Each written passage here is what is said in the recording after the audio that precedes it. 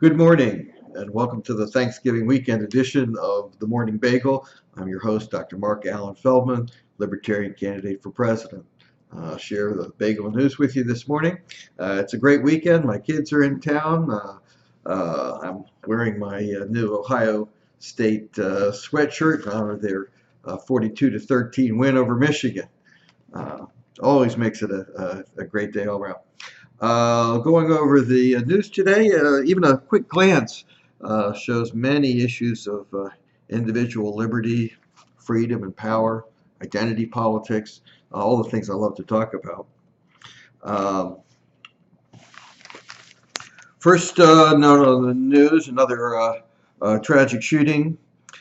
Suspect left trail of conflict, uttered, quote, "no more baby parts," official says. Robert L. Deere Jr. was a man who lived off the grid. Off the grid, like a lot of people. He's a man who wanted freedom. And his twisted and evil way led him to commit a terrible crime. Several people killed and injured. But the problem is it occurred at Planned Parenthood, the organization for women's health that also offers abortion services. Very controversial, and both in terms of people who are for and against the organization and those who are for or against the involvement of government in the whole issue. This is where it gets tricky, is how it impinges on our issues of freedom and the divisive issue of those who are pro-life versus those who are pro-choice. There really isn't any lesson here. This is not a political act. This was the act of an insane individual. But if there is a lesson here, I would draw the lesson that what we need to change is our government, which is seen to be in opposition to the people because it doesn't represent the people.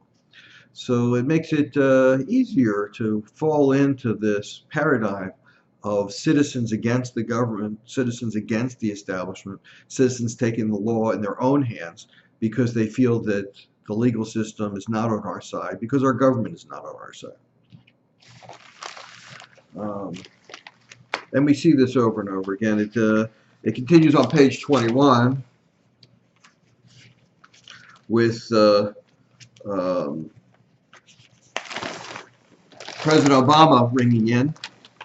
Enough is enough, Obama says after the latest outbreak of gun violence. This wasn't gun violence. The gun wasn't violent. The mentally deranged person was violent. Enough is enough. Enough freedom?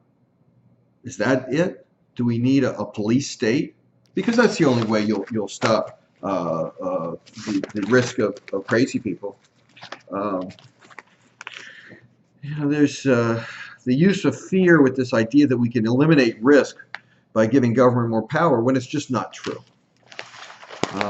Goes back to the doctrine of Rahm Emanuel when he said, never let a crisis go to waste. It lets you do things you couldn't do otherwise. No, we're not going to let you do things you couldn't do otherwise, Mr. Obama. And yeah, enough is enough. Elsewhere in the news, black artists long neglected join expanding canon. The march into the museum as the painter Norman Lewis complained. He mentioned in 1979 as he was dying of cancer, he said to us, I think it's going to take 30, maybe 40 years before people stop caring whether I'm black and just pay attention to the work. That's true. But the work is important, and also the black community is also important, and we're not there yet.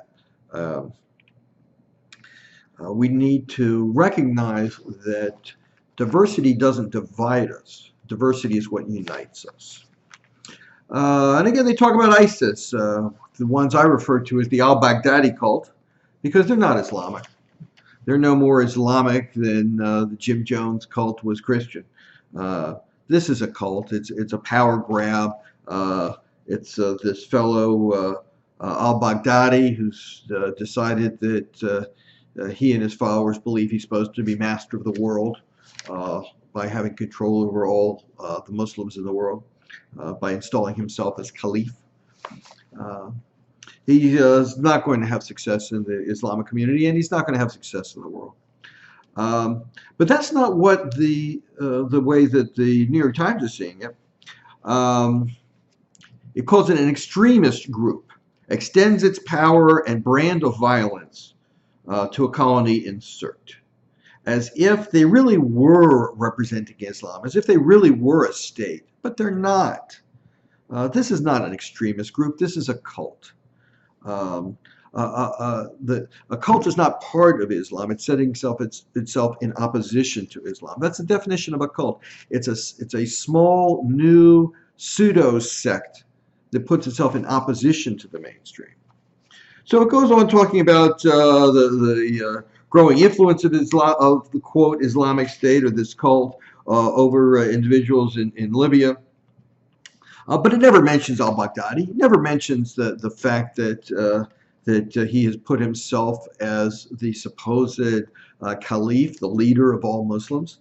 This is critical. This is what it's about. This is what this cult is. It's not a state. It's not something that we should declare war against. It's not something we should be involved in. Any military action on our part only empowers this group. They're not afraid of death. They're afraid of losing their credibility, credibility that only the West can provide them. It's time to let the other Middle East countries take care of it.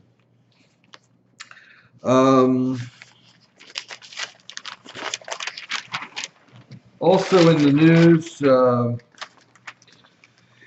in the grand old and getting older party, Rubio bets his appeal on his younger face. So this is the question. Is this election going to be about who's the youngest, about who's has the most experience with intrusive, overarching government? Or is this going to be a decision of the American people on what direction our country is going to go in? It's interesting. He's setting himself as younger, but his ideas are no fresher than the Democrats. A lot of it is the same idea: more government, more money, more taxes, more debt, and more broken promises. Tibetans struggle to salvage a fading culture. China is outlawing the teaching of the Tibetan language in schools, and the Tibetans are struggling to save their language and their culture. And hopefully they'll succeed. Now, as with the improvements in technology and empowerment of individuals, people are more and more able to teach their culture to the next generation and save those things that are most valuable. And that is what we need to do as a nation, especially in our country, is to preserve and celebrate our diversity and offer different groups their own sovereignty as a group of sovereign individuals.